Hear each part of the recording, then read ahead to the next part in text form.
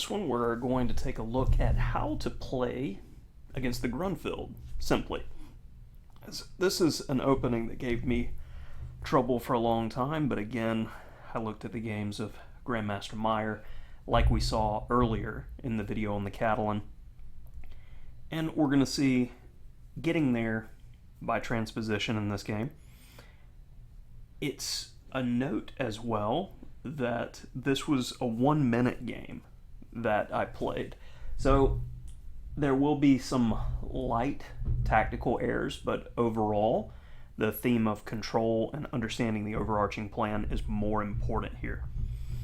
So if d4, we get right back into Slav, and if they go g6 later, it's going to be a Schlechter Slav. But after g3, let's quickly get to the topical position. And once we reach here, a number of moves have been tested lately, but by far the first choice in the database is c takes d5.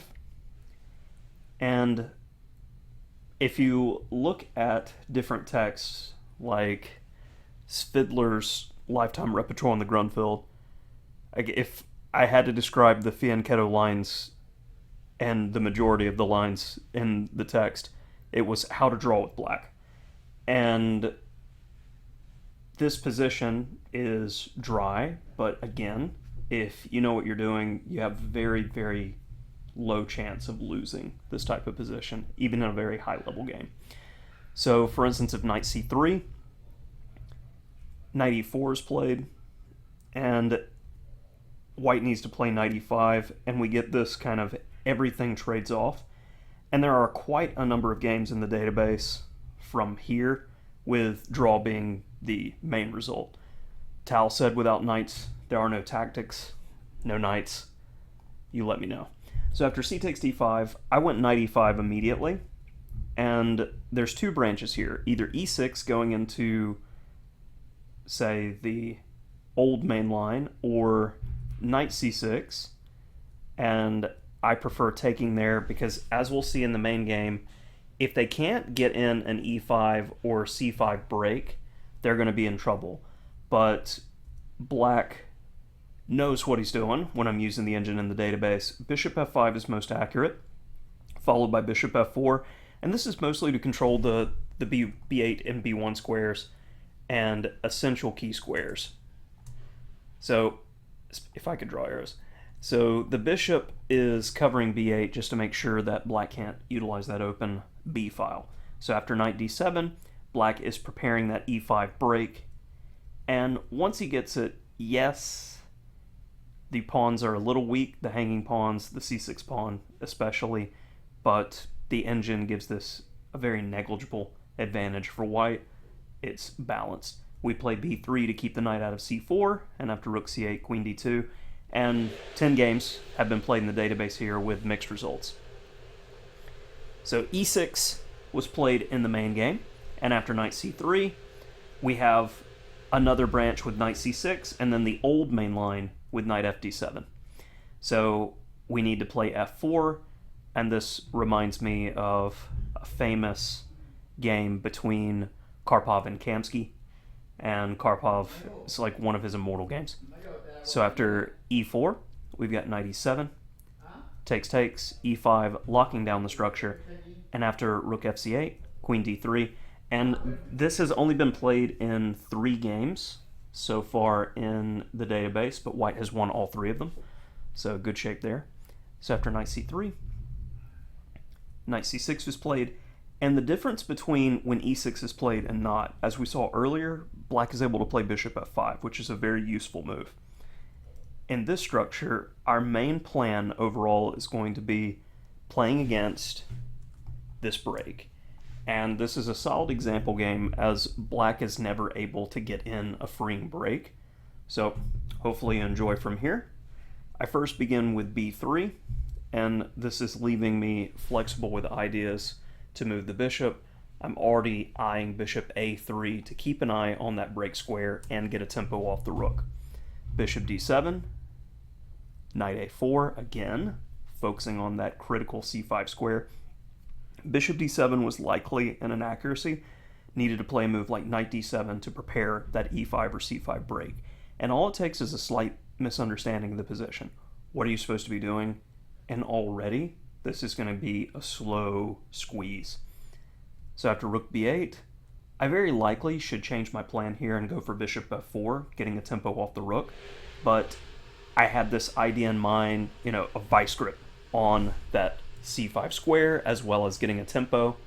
So after rook e8, rook c1, just simply continuing with the plan, queen a5. And now if you're playing the home game, what would you do here for white? Because, of course, this being a 1-minute game, I made a quick decision here, but it ended up being the best move by engine standards. So there's only two pieces that can really have control of the dark squares, and that's the queen and the dark square bishop. So I went with the idea of queen e1 here, saying, okay, if you don't have the queen, you're not going to be able to really bother my queenside pieces. They'll have more mobility, and I have more control over c5. And if you take, I'm going to get the rook to slightly better square. And now I'm going to start consolidating my position. And already it's beginning to form. We notice the pawn structure. This bishop is the bad bishop, as the pawns are locked in the center on the same color as the bishop. This bishop is a good bishop because in every endgame it's going to attack those fixed pawns, which we'll see come into effect later. After bishop f1, king e7, and black is trying to organize the pieces to come defend c6, but we're going to set a firm blockade. Bishop d3. I'm just looking potentially for the opportunity if he drops in knight e4 to capture the knight. Knight c5. Now you have no breaks. And this is a critical position, as this would have been the culmination and the game would have been much simpler. I probably wouldn't have even covered it had I played the simple move that hopefully you saw immediately, knight a6. Because now it is completely overloaded and we win the pawn for free. But of course, me being hyper-fixated on this control of c5 square plan, I play b4, and the game continues.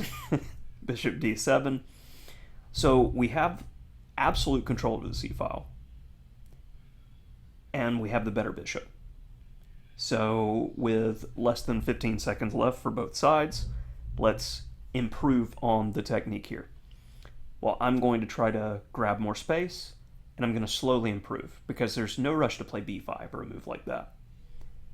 So f3, a3, getting another pawn on the dark squares, and protecting my b4 pawn. Slow, steady improvement. And just continuing, because my opponent is going back and forth to improve. Now, this is, other than knight a6, the only move if I had more time, I wouldn't have played. Because in the game, I played g5, and the rationale is, okay, I'm putting another pawn on a dark square, fixing the structure and making it better. But also with g5, after capture, the potential of black using the open h-file in the long term, they could get counterplayed that way. So that's much better, is just play e4. And this is an engine-generated line, kind of showing that black is playing aimlessly and white's slowly improving, waiting for the right moment. Takes, and with control over the f-file, it's really hard for black to do really anything here, and the position's getting worse. I want to say the evaluation's roughly like 2.5 for white here. But g5 was played in the main game. My opponent locked it, definitely should have captured. Now e4. And this is where you start to see the mass time trouble, because I am jockeying because I want king e5 under certain circumstances. And bishop f1, bishop g2, and finally king e5. I ideally want to get the king further in to f6 or d6 in a lot of positions. bishop f1, and now finally we're making progress. And here, b5 immediately is going to get the job done, but I, of course, didn't see the power of this position, or probably even consider it, because after rook b7, everything falls. But I came back with bishop e2 because I saw the very clear plan of the pile-up. I can either, if there's a rook on the c-file, play b5, or start bringing the bishop around to have full harmony with all the pieces. He steps on the c-file, so I add that pressure. a4, a5. Again, no rush. Takes. I don't want to take yet. Let's go ahead and slowly improve just a bit more. And the light square bishop's just completely overworked here. Easy does it. Force the trade of the last piece, kill all counterplay, and just enough time to make the queen, and the rest is relatively easy. Of course, with seconds on the clock. So this was a little overview of the Grunfeld. Hopefully you enjoyed it. That's it for this one.